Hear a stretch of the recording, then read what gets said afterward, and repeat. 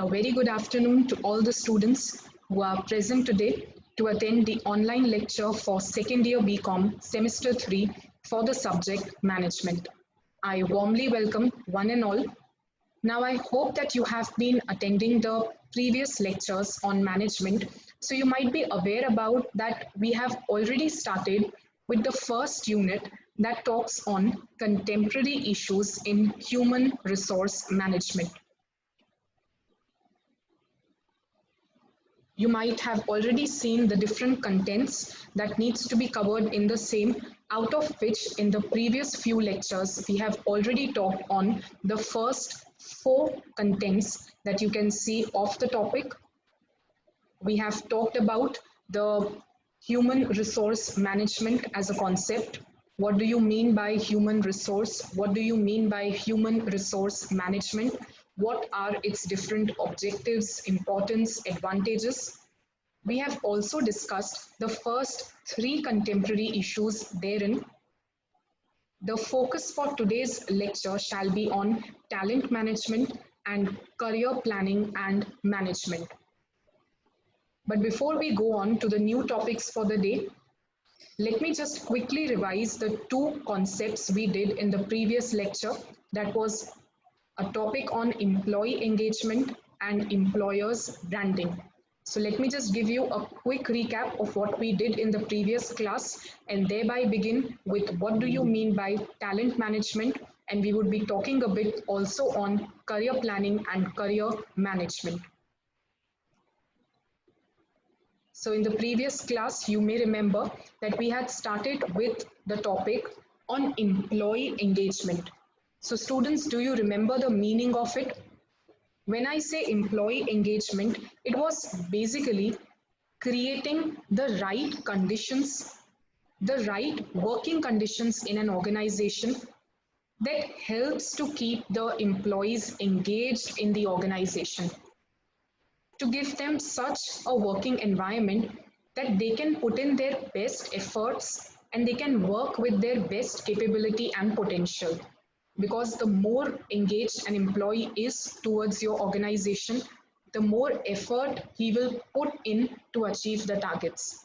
So employee engagement was nothing but an emotional connect, an internal feeling that an employee has with his organization, and thereby he gives his best for the same. He's motivated, committed, and encouraged to work for his organization. So we had discussed the meaning of employee engagement, that is to give the right conditions whereby the members can give their best each day. They are committed, they are motivated to work and contribute for organizational success. But it is about how we can create the conditions so employees give the best of their capability and potential.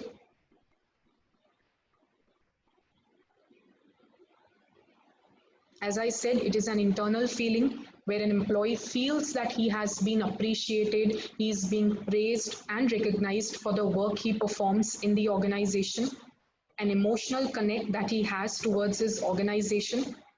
So to sum up, I can say that you need to have a committed and an engaging workforce. You need to create such an environment, or you need to work on so many factors that the employees are working for your organization in the most committed manner. The more they are engaged, the more efforts and hard work they shall put in for the same. We had also studied about the different factors which can govern, which can affect the employee engagement.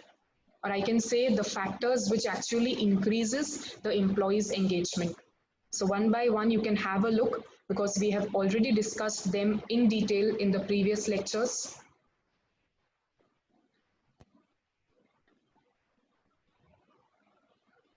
So as an organization, these factors have to be taken into consideration so that your employees tend to be engaged towards your organization. I hope you are clear with that topic again. The next topic we had done in the previous class was all about employer branding. Now, when I say employer branding, we had discussed about the term brand. I told you even in the previous lecture that you have heard the word brand, you have associated the word brand with different products, goods, and services that you are using. But imagine the same word to be used even for an employer. Or by employer, I'm meaning to say the employing organization where an employee works. So, by term employer branding, we mean to say that we need to create such an image of the organization, such a healthy and employee friendly image of an organization that it is able to attract and retain the best employees. Even in such a stage of competition and rivalry all around, you need to develop such an image of your organization where the employees tend to get attracted towards it to work there. Not only that, even those who are working in your organization can stay sustained only because of the image or the brand name an employer or the organization has. So, we had discussed the meaning that we want to create an image as if it is the great place to work, but not only in the mind of current employees, but it could be the other stakeholders also. So we are not just talking about the employees who are working in the organization, but we tend to attract other stakeholders from the external market as well. Could be the prospective employees who wish to become an employee in your organization in future, could be the customers, could be the investors and whatnot. As I said, it will help you attract, utilize, and retain or maintain the talent. So, by employer branding, we mean to create an employee friendly image of the employer. It could be creation, maintenance, and management of an agreeable, trustworthy, and a progressive image, so that we can not only attract the best talent from the outside environment, but we can also retain the same in our organization. It should not happen that the employees leave the organization and join the firm of rivals. So I hope you are clear with this. Very quickly, you can go through the different matters to be considered while we study employer branding. We had discussed the fundamentals of employer branding, meaning to say what factors you can pay attention to if you want to develop a brand name or a prestigious name of the organization which can attract the best possible talent. So these were different factors that you can see. We had discussed them one by one in detail previously also. So you would want to work for the well-being of employees, would give them additional benefits, perks, recognize and reward their work, a culture of fairness, equality, justice, working for women empowerment. So these factors collectively would build a very positive image of the organization. And lastly, we had discussed the need for employer branding as to why one has to work for the same, why creating an image, a good image of the organization is so important in these days. So I hope you remember the points. With this, I would finish with the revision of whatever we did previously. Now, without any further discussion, let us begin with the new topic for the day. The new contemporary issue that we shall be dealing is all about talent management. Now, ever since we started the unit and we have talked about HRM, that is Human Resource Management, I always told you that it also considers developing the talents of the people, developing their skills, abilities, talents, capabilities. So, here also, when we talk about talent management, it is simply to say that a process by which you can attract the best possible talent from the external environment, and you can also work on developing and maintaining the employees' talent in your organization. So both comprised together forms your process of talent management. I would repeat it once more for you. When an organization is working for talent management, it is actually undergoing a process wherein it shall be attracting the best talent from the outside environment, the external environment, but it will also work for developing the skills, the talents of the employees existing in the organization. So you would attract, you would develop, and at the same time, you would maintain the employees in your organization as well. So this is all about that you shall be studying in talent management. So the question arises in your mind that is talent management important, inevitable for an organization? Is it that required? So of course, yes. Because as we have mentioned earlier also, an organization is working in extremely competitive environment and it is surrounded by the rivals. So you need to invest equally in the talent management as well. Only when you have a talented workforce can you survive in the competitive environment. You can sustain and you can have a competitive edge over your rivals. So let us talk more on that. The meaning you can see that we have already discussed, very simple meaning. So it is a conscious, a deliberate approach that is undertaken. As I said, three words you are going to see: to attract, to develop, and to retain the people. When I say attract, we are talking about the people outside the business environment. When I say develop, we are developing the skills of people who are already existing in your organization. And when I say retain, we are maintaining the people in the organization. Which kind of people? So with the aptitude, abilities, so that you can meet your current and future organizational needs.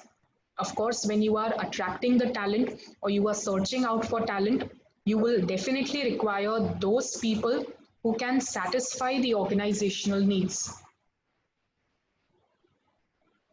Let us read one more for your understanding. So talent management can also be known as the human capital management. So it is a set of business practices wherein you are managing the planning, acquisition, that is acquiring, development, retention, that is maintaining, and the growth of talent in order to achieve the business goals with optimized overall performance.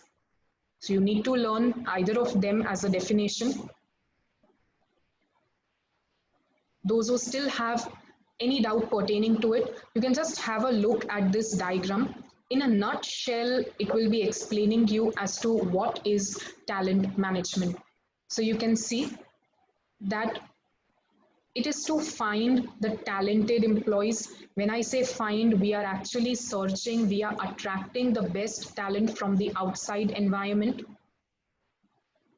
You have to acquire the talented employees. So once you have searched for it, you have found for it, you need to acquire the same in your organization.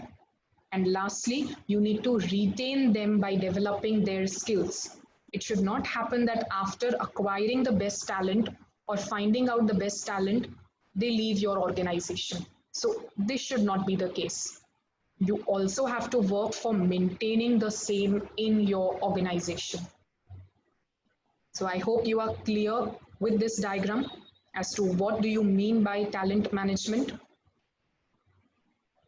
Next, let us understand the challenges that are faced under talent management, or what are the things one needs to pay attention while talent management process is undertaken. So you can see the first one, it is to attract. When I say attract, the first and the foremost thing an organization needs to do is attracting the best talent. You want to attract the employees who have the best talent, the best skills, and the capabilities. Of course, based on the needs of your organization. So you shall be attracting the right person. Number two, it is to identify. Now, when I say identify, we need to identify as to which kind of people possessing which kind of skills and abilities are required in the organization. Because after all, there should never be a misfit, meaning to say, always a right person should be selected for the right job and at the right time in an organization. Because if you do a misfit, it is definitely going to be a failure for the organization. So that should not be the case. So once we have attracted the best talent, we have to identify the skills that are required. Number three, you have to develop. Now, when I say develop, we are talking about the employees working, existing in the organization. You need to develop their skills, abilities, because every now and then you cannot always hire the people, attract the talent from outside. You also need to work for development of the same. So I hope you are clear with that. Number four that you see is about deploying, arranging, or organizing. Now, what do you mean by that? It is nothing but giving the right job to that right person. You have to deploy or you have to arrange or organize the person at the right post. You have to give him the correct working environment. Next, number five talks about engaging. So when engaging, it means ensuring the right environment for individuals so that they can give their best. We have studied the same even when we did employee engagement. So you have to give them the right working environment where they can give their best efforts and can be committed towards the organization. So these are all for the talent management challenges. I hope you are clear. A quick recap. So number one, what were we doing? We were attracting the talent from where? So from the outside environment. We had to identify as to what kind of skills and capabilities are required for the organizational needs, because what we want is right person to be selected for the right job at the right time. Number three, you need to also develop for the skills and the abilities of the people already working in your organization, because every now and then we shall not recruit or attract the people from outside. Number four, deploying, arranging, and organizing, giving them the right job at the right time. So always place the right person at the right job and at the right time. Number five, engaging, that is to give them the correct environment to work. Moving ahead, let us understand the entire process of talent management. There are a number of steps that you have to deal with. So to begin with, number one, understanding the requirement. Now this you have also done in the previous slide. So before you actually begin for talent management, you have to understand as to what kind of talent is required in the organization. What skills or capabilities or abilities are the need in an organization? How would you do that? So you need to undergo job analysis. You need to analyze the job. You need to write down the job specifications, the job descriptions as to what is the job and what is required therein. Once you know about it, you can attract the best talent having the skills required in the organization. So once you have understood the skill requirement for a particular job, number two, you will have to search or source for the talent.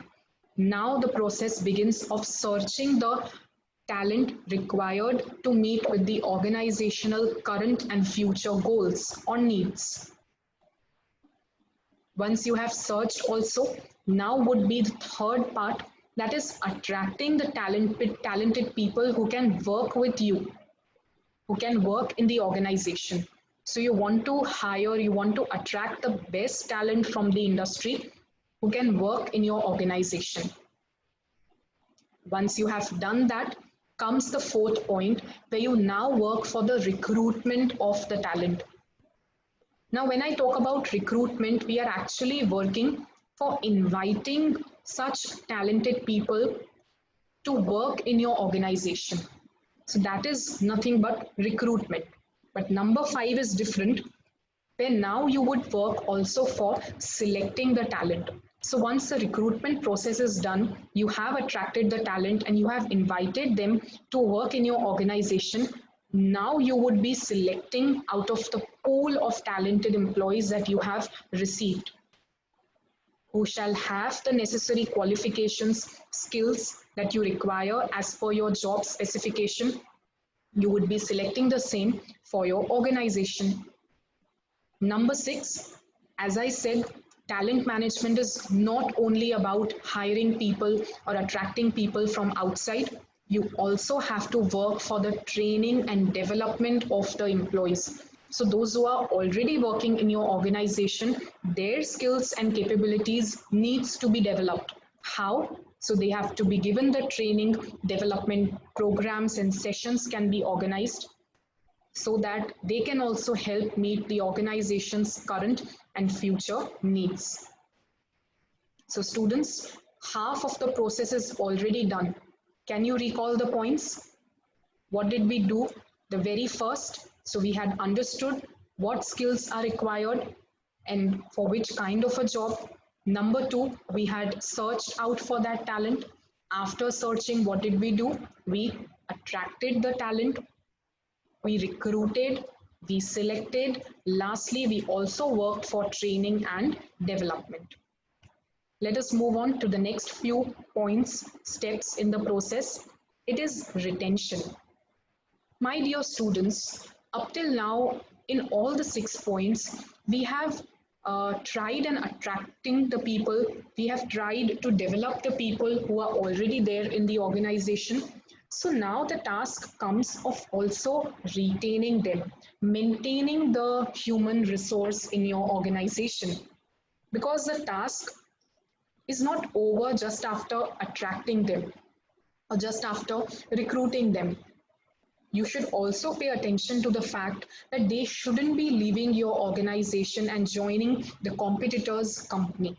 So efforts have to be made how you can maintain them. We have studied this earlier also, that you can work on good compensation, pay packages, you can give them job enrichment, job specification. There should be a fair and a just culture.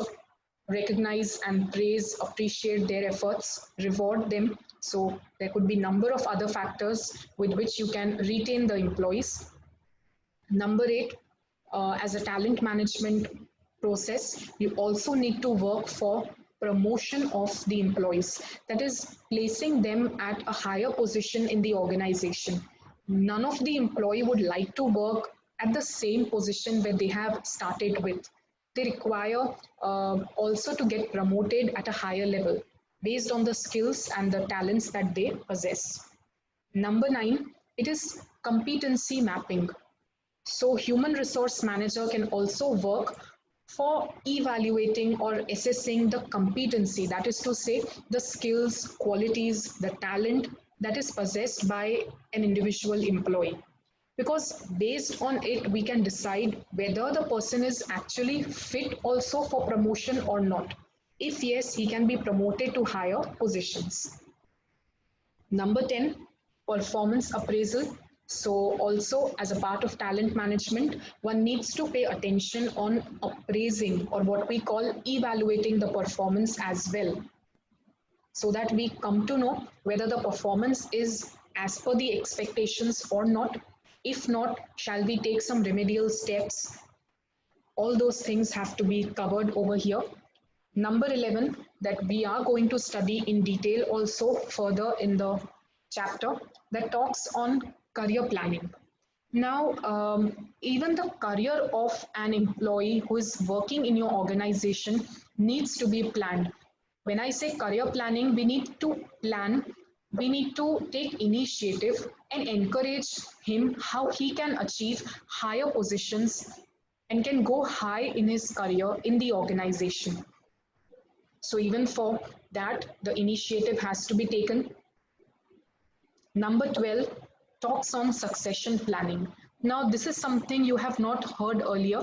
Succession planning is basically deciding as to who will succeed whom in an organization. meaning to say who will be taking the post at a future period of time. There could be number of vacancies that are created in an organization over a period of time. So succession planning will decide who will be replacing whom in near future. If vacancies are created, who will be filling those vacancies? So all these things are decided under succession planning. And lastly, the process would end at the step of exit. That is to say, process ends when an individual gets retired and now he is no more a part of the organization. So this was all about talent management. We have understood the meaning of talent management, attracting, acquiring, retaining the best talent in your organization. We have understood about a diagram that explains talent management in a nutshell. We have also understood the talent management challenges, and we also studied about different steps that are covered in the process of talent management. I hope you are clear with the topic on the same. If yes, let us move on to the next topic for the day. Of course, we shall not be talking much into detail, but let us just have an overview about what do you mean by career management. So this is the topic for you: career management and career planning of the employees in an organization. So as a part of human resource management, even steps have to be taken to manage and plan the career of an individual who is working in your organization. But before we actually study about the topic, let us first study about the first term as to what do you mean by a career. Are there some stages in career? So yes, just like the life passes through many stages, even the career of an individual passes through different stages. Career is nothing but the series of positions or the different things that a person has actually hold in his life, in his working life. You can understand it with the meaning also that it is a sequence of separate but related work activities that actually provides continuity, order, and meaning in a person's life. It is a very good definition given by Edwin Flippo. Otherwise, in simple words, you can define it as the series of positions that an employee holds during his working life. As to where has he progressed in his working life, the different series of positions comprises his career. But very nicely they have given that it is in ascending order, because we believe that a person progresses higher and higher in his career. Moving to the next and the last topic for today's lecture, we shall be talking on different career stages. We have yet not started with the topic of career planning and its process, but we have just stick to what do you mean by career and what are the career stages.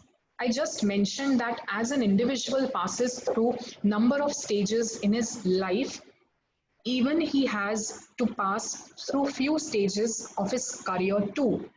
You can see the names, that is exploration, establishment, mid-career, late career, and decline. So these are the 5 stages. We can say that a person's career passes through it.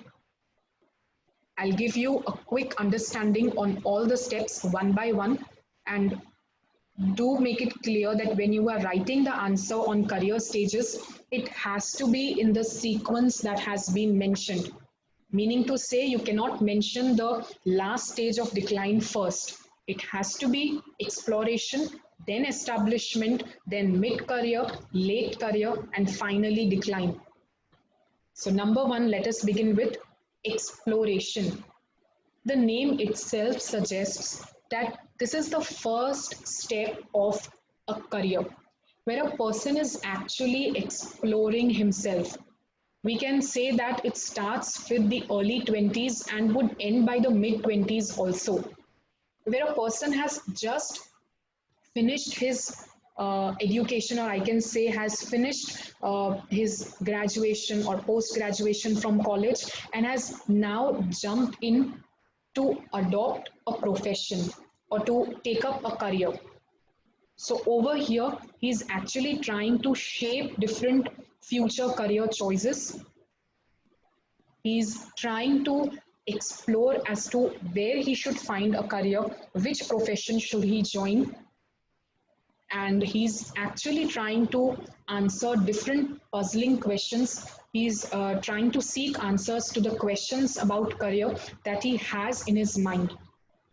So the organization can track these young people. They can offer them internships or some on-the-job training activities, and thereby they can hire, they can seek such people also. The second step now, so after the person has explored, after he has decided as to where he wants to make his career, which profession he wants to join, then comes establishment. Now, when I say establishment, we can say that it includes the first experience of the person, the first job that he has actually picked up to work for. He has those tensions in mind, or he has some anxieties revolving around. But this is the stage where he is actually going to commit number of mistakes.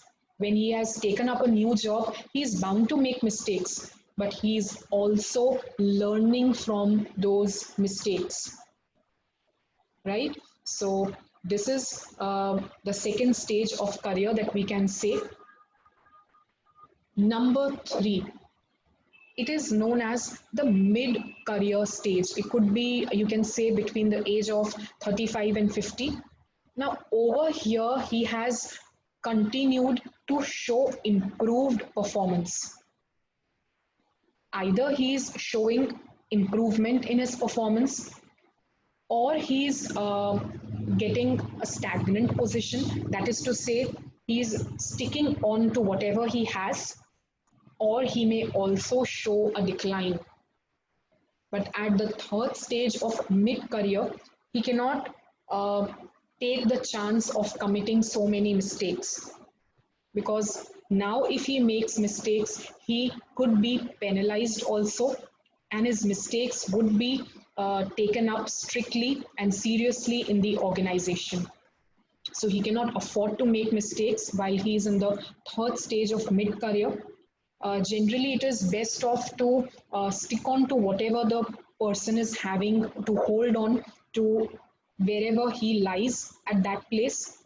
But as I said, a person may show an increase, may be stagnant, that is lying at the same place, or may also show a decline. But of course, at this stage, he has a level of experience and maturity. So the organization will also place him at those jobs which will require a lot of experience and requires maturity to do the job. So I repeat myself, he began with exploration, where he was exploring, he was trying to seek answers to his puzzling questions about which career should he go for. Once that is decided, he gets to the establishment stage where he has got his first job, but he is making mistakes, learning from them as well. Third is mid-career, where either the person shows an increasing improvement trend, declining trend, or stays stagnant to wherever he is right now. The fourth stage is the late career. Now, this stage is considered to be very comforting. It is a stage where the person can relax a while. To those who have already continuously improved in the mid career, can actually command respect from their younger employees in the fourth stage of late career. Their experience and the maturity is counted. They are shown respect for their work. So they can even teach others, they can share their experiences with others. But in case the employees who had already gotten into the stage of stagnation, or they had shown a decline in the mid career, in the late career, they would be actually no longer be a part of the race. They would have already moved out of the job that they are performing. Lastly, the fifth stage that you see is the decline. Now, after having worked for decades of hard work and achievement, now the person's attention turns towards retirement. So, after having either a glorified career or having a dismissal job, one will have to even seek retirement that shows the last stage of career, that is decline.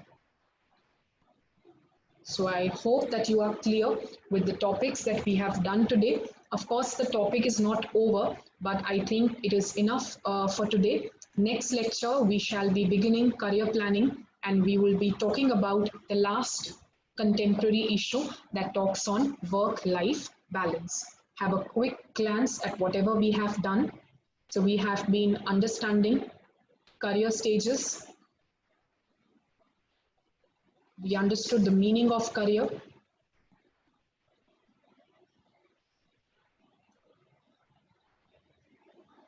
We have been understanding talent management, where you have understood different steps in the process of talent management. We have understood the challenges faced under talent management process. What do you mean by talent management? The meaning, the definition of it.